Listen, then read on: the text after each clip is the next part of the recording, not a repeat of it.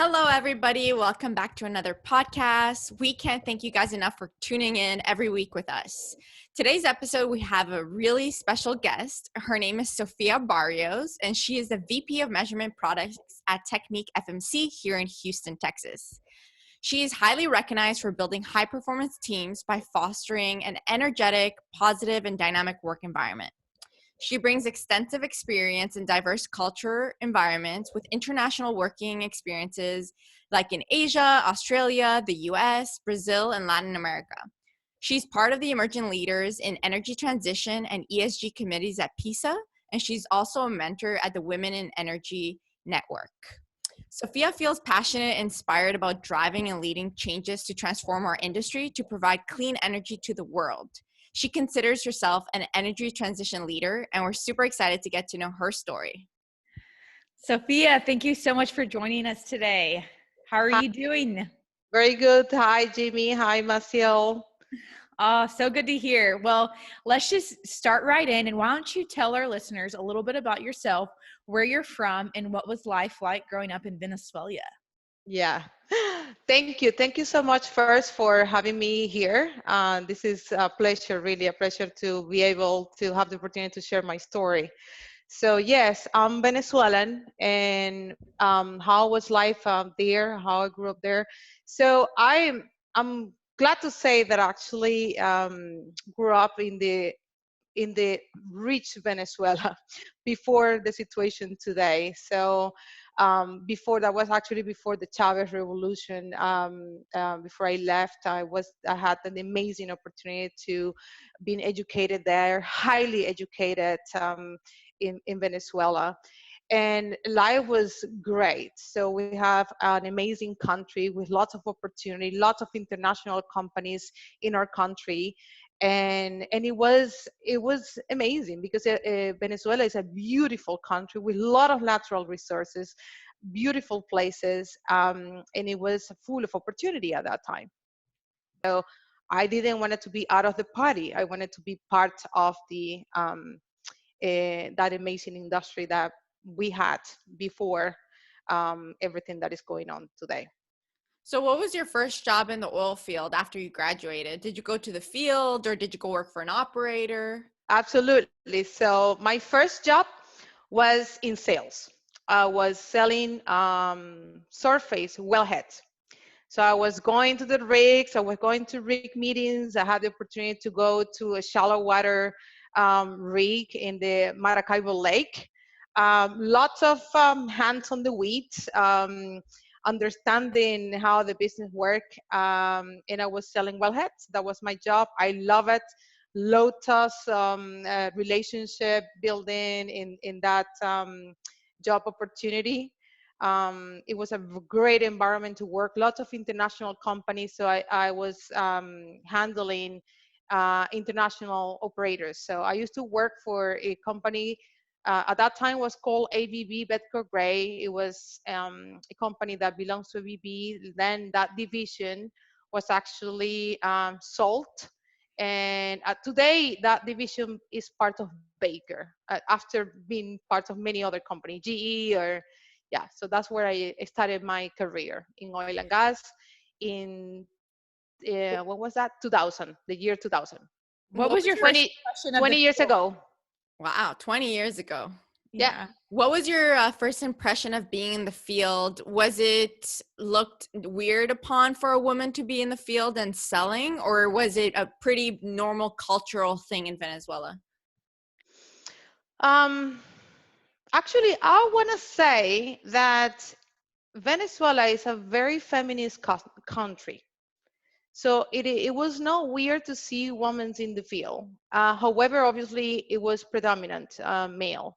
I was probably one of the few, but it was amazing. It was, I think the company intentionally put me in the position in sales because all the international companies, they didn't have females, not at all. The females were the ones that pretty much the locals. um, that time the expatriate community was huge. Yeah, but it was amazing being part of something big, like wow. and had the opportunity to deal directly with the shells and the chevrons of the world in my country. When you first started talking about growing up in Venezuela, you mentioned some of the struggles that happened later on in Venezuela, like what's happening today. A lot of our listeners have lived mainly in North America with little understanding of what it's like to have a controlling government. Because like you said, there was a time before when Venezuela was very rich and they had all these companies working for them and people could Mhm. come and go as they want. And it's, very free. Can you explain what happens when a government like that takes over and how it affected the country and the opportunities? Absolutely, yeah. So everything started to fall apart in 1998 when Chavez was elected. Um, and as a consequence, today we have the country that we have. It's the poorest. I would say that I was reading some statistic, and in 2019, in a survey from an organization called COBE, Venezuela is officially the poorest country in Latin America. Before between the 1950s and the 1980s, Venezuela was the strongest economy in South America, and it was the fourth wealthy country per capita Wow. before all this happened. Uh, Absolutely, uh, the government can completely destroy an economy, completely, and that you know I cannot be more um, insisting on this when people first number one, people need to vote, and Mhm. number two, people need to really think about the leader they're choosing, because it could completely go wrong, Mhm. completely, absolutely wrong. So Venezuela was from being one of the actually the wealthiest economy in Latin America to the poorest, and we're talking about 20 plus years. Yes. I had the luxury to leave the previous Venezuela, and my family, we all had great opportunity. We used to travel a lot. So we had an amazing life. We didn't have the need to leave our country. Mhm. And because of the country choosing the wrong leader, it was very difficult to get rid of him. And Mhm. then Maduro continued after Chavez died, and today it's even worse. So and it's going to be extremely hard to recover the country. We are still suffering. Yeah, So that's extremely sad. And I mean, like you said, everybody should vote because, like, you're right, the government could change a lot of our industry as well as, like you said, the economy. So I think Venezuela is the perfect example of Mhm. what could happen. exactly, and the Um, risk is everywhere in Latin America. You see, other countries in Latin America with left inclination, like extreme. I mean, I think here in the U.S. The the system is very modern. I will never think that something like this is going to happen in an economy like this, but unfortunately, it happened in Venezuela, and Mhm. we lost. I right now I don't have a country, so I'm expatriated in a way, literally, Mhm. because I you don't can't go even back. have a passport to go back to my country. So Wow. yeah. Well, talking about when you left Venezuela, what year was that? And then also, can you tell us about the first time that you worked in the US? And was the US the first country that you went to after you left Venezuela? No, well, I was kind of like the moment in 1998. I remember very well that year. That was the year of Chavez. I saw very clear on his speech that I needed to leave my country. I saw very clear on his message, another Cuba. Mhm. So I decided to find ways to leave the country. At that time, it still existed some opportunities to be engaged internationally, enjoy different organization, and had the opportunity to do an exchange program here in the U.S. After I graduated engineering. And then basically from 1998 onwards, I was back and forth. In the US, and then I came back and then I went to Costa Rica to do my MBA, came back to the US to continue my MBA, and back and forth until I officially found a job opportunity with a FMC technology at that time, which today is Technip FMC, that gave me the opportunity to work in Singapore, where I worked for 8 years and then 2 years in Asia. 2 years in Australia, 8 years in Singapore. So 10 years in total in that side of the world. And officially came back to the US to work in almost 5 years ago. And was this all with Technique FMC? Yes. Okay, so your whole career since then, moving to Asia and all that stuff, was Technique FMC? Yes. Okay, cool. And I remember when we spoke, you mentioned that when you came to the US, there was a lot of roadblocks, but mainly all of them were in your head. You built up your own walls, and something of an unconscious bias against your cultural differences. Like, I feel like you probably came here and you thought that people thought, oh, she's got an accent and she's a girl and she's from another country and she's here to be a leader. And can you talk a little bit about that? Because I think as women, we do have a lot of this unconscious bias always against us in our own head. Absolutely, Maciel. So, and I can't stress more about that. So and this is me, right, reflecting after what happened to me. So I was working in Asia, and in Asia, there is no difference. Like if you're Hispanic, if you are from Latin America, if you're from the US, you are with round eyes. You're just a foreigner, but you're all under one category. One category, we're Western, right? Western, okay. So, and I was seen like that and respected that way. And in Asia, that feeling of being Western, you know, you feel the respect, you feel the treatment, right? So when I came back to this side of the world and came to the US, I put a chip in my head that it was not going to be the same, that I was not going to have maybe the same treatment, that I was not going to be important the same way I was there. I just put it in my head, and I don't know why I did that. And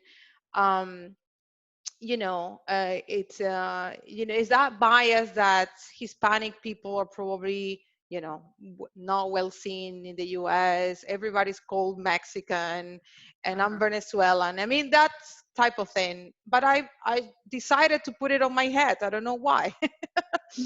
And I absolutely think that because of that, I struggle.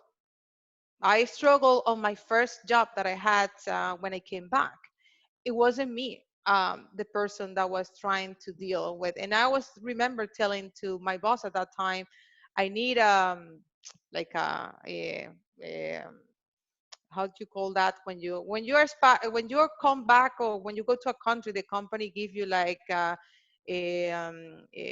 consultant or something that is going to help you, like somebody to help you, like talk to, like they're usually like like not a business coach, but like a mentor. But it was around the culture, understanding the culture. Mm-hmm. And then when she was like, I don't understand why you need that. I mean, it's like, but it was in my head. I said, no, I need that training. I don't know how Americans work. Yeah, I was like, I need to understand how these people think, and say, and maybe, and I could understand my supervisor at that time. She was like, why? It was just a chip in my head that. And probably I would say that experience was not the best experience, professional experience that I had. Because how are you able to overcome it? Yeah. So I ended up reflecting on what I say. Why am I thinking differently? Why I'm acting differently? Why I'm not me? And by connecting with people, I ended up also working with an executive coach that she helped me a lot. and to overcome those challenges, and talking to people, talking to other women, successful women in the industry that have probably similar profile than me. And I just realized that it was something in my head. And when I decided to take out of my that of my head, I started to see the difference. And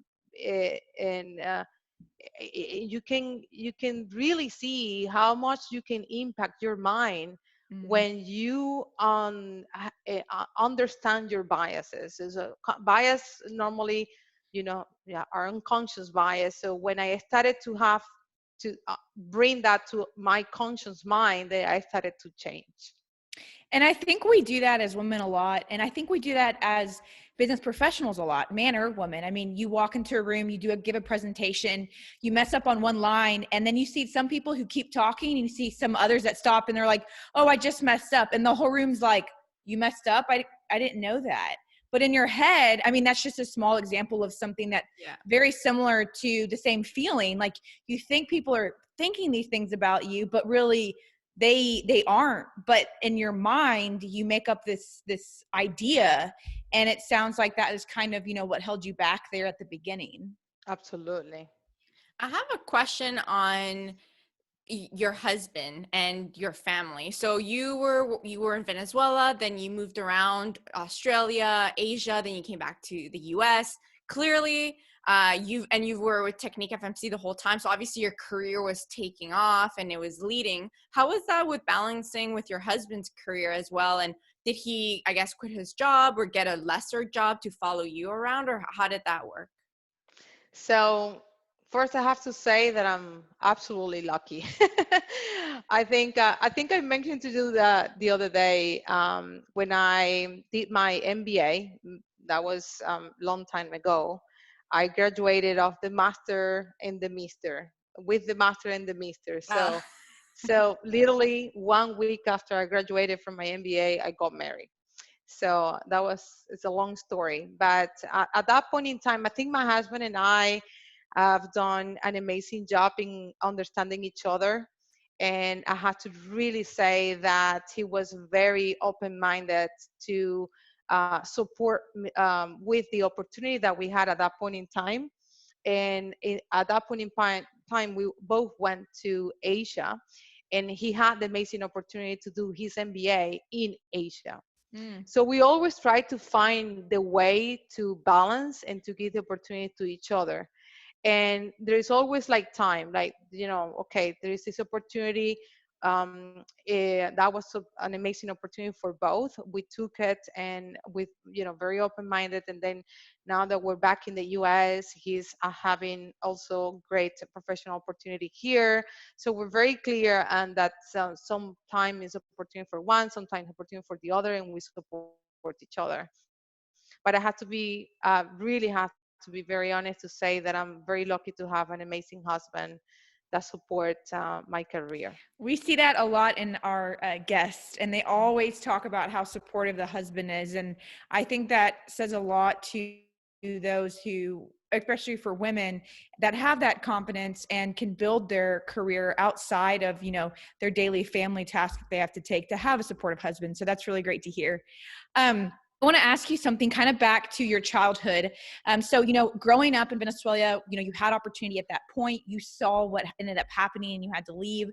But I think what's very interesting about your story is the journal that you wrote when you were a young girl that you still have today, that I think really says a lot about you and about how you're able to accomplish this, writing it down and remembering it, and living by those rules. Can you talk about that? Yeah, absolutely. Actually, because I always have it with me, I kept it with me, and I want to show it. wow. So it is, it's actually, I didn't realize how powerful this was to me. So when I graduated 20 years ago, I graduated in 2000, I put this together pretty much. And I didn't have a husband, I didn't have kids. I put it all together, and it was basically a picture of who I wanted to be when I grew up. 20 years after, I want to say that, if I want to tell you a story of everything that is written here, it's 100% fulfilled, and I feel very, very, very satisfied. And when I share my story, I always tell that it's amazing the power of writing, because when you write down what your dreams, they absolutely will come true. Mm. So, and I have that in my habits from always. I always had it very clear in my mind where I wanted to be. Um, and always wrote it in napkins, and I keep all those pieces of paper. So inside here there's a lot of piece of paper that I keep writing and writing, and put dates and put specifics, and they just come along. And it's the power of starting with an end in your mind.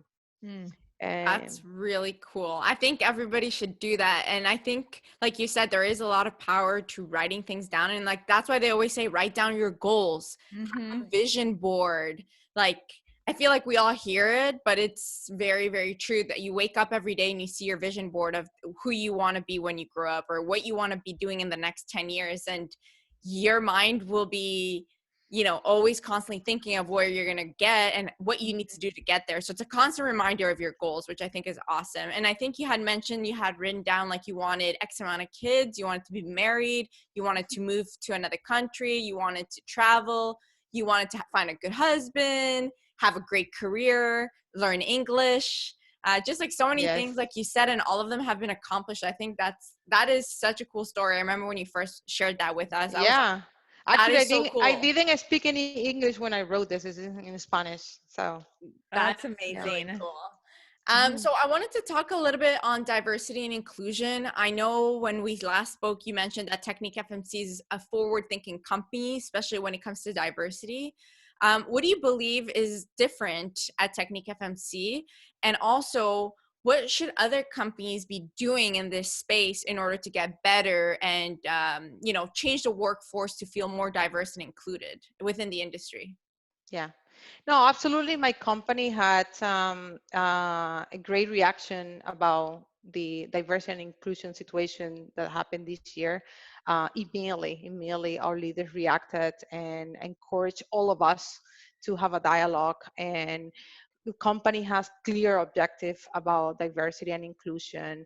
There is actually an organization inside our company called BOLD, that it's a Black organization for leadership and development. And the company and the leaders strongly support this organization. And I have to say, I'm a life example of the support that the company, you know, that's in terms of diversity and inclusion. I don't feel I never had the situation that opportunity wasn't given to me because I'm Hispanic, because I'm a A woman, minority, a a Yeah. woman. minority, Mm-hmm. not at all. So I want to say that I'm pleased in that sense with Technip FMC. In regards to what company should do, and that's something that I encourage in the conversation that we have in diversity and inclusion, about diversity and inclusion in our company. It's and it's about a lot of people talk about um, we need to be very mindful of diversity inclusion and all that, but me as someone who represents diversity, one thing that we should be working on, it's in our biases. Mm. I think I shared that with you before. A Mm-hmm. lot of the diversity and inclusion issues are in our head. Mm-hmm. We need to help people. I think I shared this story with you before about this African American woman that I met from my kids' school. That she mentioned one day to me. We were having a nice conversation. I met her, and then she mentioned to me, because I'm African American, I quit my job and I decided to go into real estate. And I never understood why she said that to me. Mm-hmm. She I never understood that. And it's the same thing that I was telling you before. When I came back to the US, I put the chip in my head that I wasn't able to do X and Y. So in addition to encouraging everybody to be open-minded to all kind of diversity of thought, we also need, there should be support programs, talks, encouragement to the people, to people like us, like, hey, the chip is in your head, take it out. Well, I think it begins at childhood. And I think what ends up happening Yes. is that you grow up in a family that puts these thoughts already in your head. So before you even get to work, before you're in your 20s, you already think, well, I have this roadblock and that roadblock. And then what we're left with is the companies trying to provide a resource to show them, no, that you don't have roadblocks. So I think right now in society, we've had a huge push of talking about this and talking about it openly on social media. You've got Instagram people, you got LinkedIn people, you got all these people talking about it. And I'm really hoping that that's going to help with the unconscious bias part in just your daily life too. And I think you hit it on the head. Like it literally is in your head a lot of the time. Absolutely. So, I mean, very, very true. On that same subject, last time we talked, you mentioned about there being a lack of women supporting other women. Mhm. And I know that you're a mentor now, and that is for a women's organization, which was a very hard thing for a lot of women to find, is another woman actually that could be a mentor or mentee for them. Can you tell us about your association with that, and how you think women supporting women could actually help with our overall, unconscious bias and being more confident? Yeah, absolutely. So first, I want to say that that statement about that women not necessarily support the woman. I want to say that in my case, I have to be fortunate that the few bosses that I have that are, women, especially one person that I had in the past, she will know exactly who she is when she listens to me. I want to say that she is probably one of the best bosses that I ever had, and very, very supportive in my journey, and still she is. So I'm an advocate for diversity, and for especially supporting women in business. I really enjoy being part of one mentoring program. I'm a mentor in that program. I don't know if you're aware, but Women in Energy Network in Houston, they have a year-round mentoring circle program, and there is um, hundreds of women engaged in that program. It's excellent, and I've been in that program as a mentee for 2 years, and this year I decided to be as mentor. I also do the same in my company. So any opportunity that I see, or that I've been asked, or someone come to me, or any opportunity that I see to help another woman, I'll do it with all my heart, because I know how hard it could be, especially people with similar profile that I have, that I know the struggles in our heads. So try to help with that. What's the most common question that you get from the women that you're mentoring? How to balance, how, especially younger generation, is how do you do it? You have 2 kids, you work, you're beautiful, you this, how do you do all that? Yeah, that's the typical question you get, because especially younger generation, when they don't have a family yet, um, there is a lot of concern. Am I going to be able to be a mom and continue with my career, right? What's the kind of advice that you would give them? So honestly, it's all about starting with the end in your mind, as I said, as I mentioned previously. It's all about starting with the end in your mind, having clear objective on different roles that you play in your life, as a mom, as a wife, having very clear what is my objective. And you have to be extremely intentional Mm. on what to choose. Like if you go and open my kids' closet, it's gonna be a mess. I mean, you cannot be. perfect, Yeah. you choose your battle, Mhm. but then, the seed of the values of my kids, and it I choose the most important, the critical things, being, with them in a school, not missing any school activity or things like that. I mean, there are things that you cannot be perfect, and everything can be done. It's just that possibly cannot be done all at the same time. Mm. So when you're pregnant, then there's a time to, for your pregnancy. After you have your kids, and now I'm in the mode of fitness. So like exercise like 6 times a day and a week, 6 times a week, and nutrition and all that, and lost pound and all that. I never had time for that before when my kids were younger. There is time for everything. It's just probably you don't have it all at the same time, but just be patient. That's really good advice, Yeah. definitely. And I think we had someone else, I don't remember who it was, but she said something so perfect. And it was like when she was talking about balancing everything, kind of like what you were mentioning.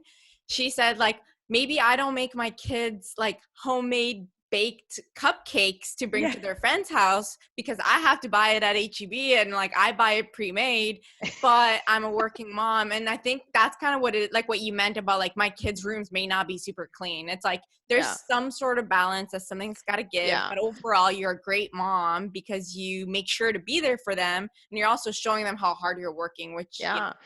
Actually, you know what? Yesterday, my daughter said, "Mom, you know that my friend's mom, she's always organizing the Christmas parties and all kind of occasion in the school, and wondering why if you one day you should do that." And say, "Honey, forget it. Yeah. It's not gonna happen. you should say Your is mom, she a VP? I don't think so. yeah, that your mom, it's a VP of an oil and gas company. It's not gonna happen." And Yeah. then she was thinking, say, "Mommy, I'm very proud of you. I understand." Oh, that's so sweet. But that's Ah, that's that's so so cute. true though. And you're so right in what both of y'all said. I mean, the balance, yeah, you might not be like the home cook mom, but hey, you go to all the games at least. Or like, hey, you get to see them at the end of the day. You always cook dinner. Maybe that's your thing. Like everybody has their thing and it's not going to be consistent with each person. You need to choose. For example, to me, the food that I give to my kids is extremely important. I Mm, do cooking. I yes. do the cooking for them for every day to go to school, everything that will be organic, natural, and all that stuff. But open the closet is a mess. Yeah, Yeah, it's I I love like your that. priorities though. I'm with the food. I agree. Oh I think that's way more important than organization and all of that. So yeah, correct. so I have a question on your career. You are a VP at Technique FMC. You've obviously had a very good career in the last 20 years. What would you say has helped you to get promotions?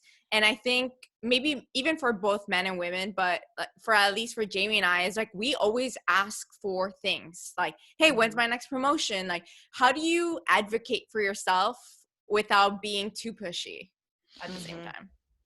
mhm. Actually,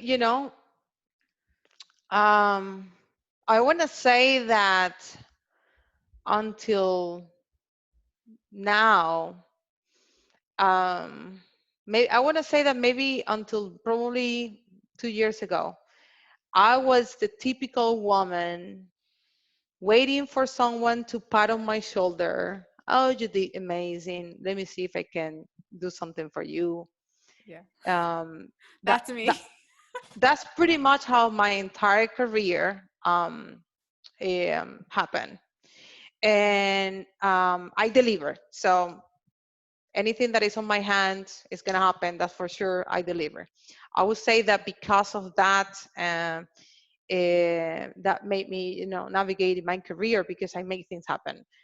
But never ask for anything until the crisis came, and there was a lot of layoff in the company, a lot of people leaving, only few opportunity. When really I started to realize that, oh my God, all the mentors and leaders that I had, they're not here anymore. I'm the, uh, it's just me, I need to I need to do something, Yeah. I don't know all these new leaders. I need to advocate for myself.